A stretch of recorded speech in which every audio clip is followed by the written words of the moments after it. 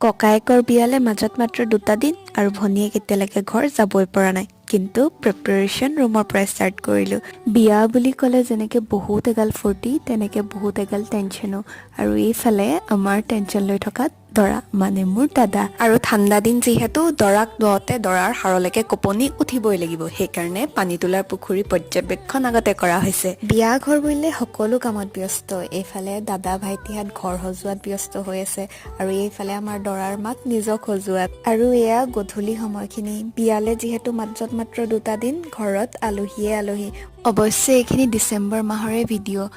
ভিডিঅ'খিনি কৰিছিলোঁ যিহেতু স্মৃতিসমূহ সঞ্চয় কৰি থওঁ বুলিহে আকৌ এতিয়া ইমান দেৰিকৈ হ'লেও এনেকৈ থৈ দিছোঁ আৰু স্মৃতিসমূহ সাঁচি থৈ ভাল লাগে দিয়কচোন কেতিয়াবা পিছত চাম